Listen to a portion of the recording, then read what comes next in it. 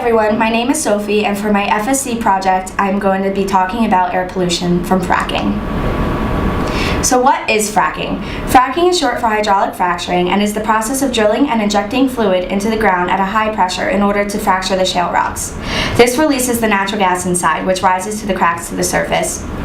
Shale is a fine-grained sedimentary rock that is characterized by parallel layering.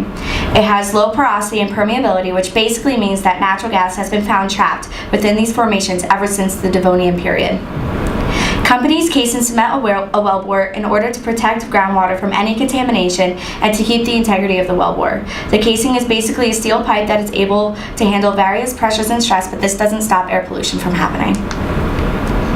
So to be brief in the fracking process, first companies drill the well. They drill vertically until the shale is reached, and then they drill horizontally. This is called horizontal drilling. Next, they case and cement the possible hazard areas, such as the freshwater aquifers, since they are generally shallow. This is really important. A perforation gun is then used to begin the fracture process. The gun punches holes into the rock wall, and then the well is cleared to begin fracking. And after this, a mixture of sand, water, and various chemicals is pumped into the well at extremely high pressures, and this forces the rock apart, which ultimately releases the gas. And the final step is production. The liquid is pumped out of the well, and the sand that was in the mixture originally remains in the wellbore to keep the fractures open. The gas continues to be piped to the surface. This has been increasingly important in Pennsylvania, especially because natural gas has been abundantly found in the Marcellus and Utica shale, and so a lot of companies are rushing to Northeast PA to be able to start drilling and get a hold of this natural resource. So on to the pollution in the air. There are 3 levels of impacts when it comes to air pollution, and that is categorized as global, regional, and local.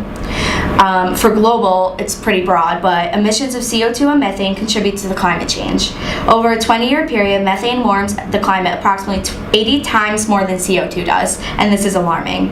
In a regional sense, fracking produces VOCs and nitrogen oxides that form the ground level of ozone, which causes countless respiratory problems such as coughing, lung inflammation, and asthma.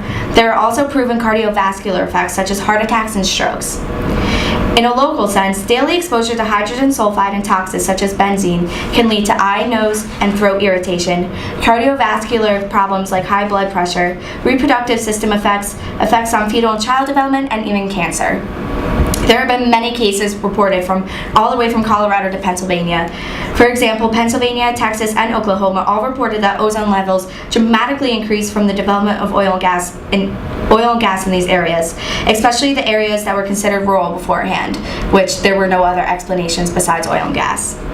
Drilling releases many toxins such as NOx, CO2, and carbon monoxide, and volatile hydrocarbons. However, compressors and gas venting also releases methane and hydrogen sulfide at concerning levels.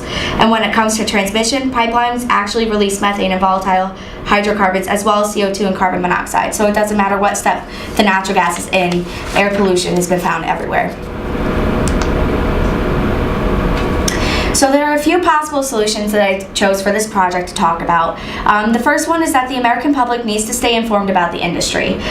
There's no reason why you can't voice your concerns at all about the industry, and especially you can go see your doctor or contact the health department if you have any concerns or if you've been experiencing any health issues, especially if you live close to these areas where there's development.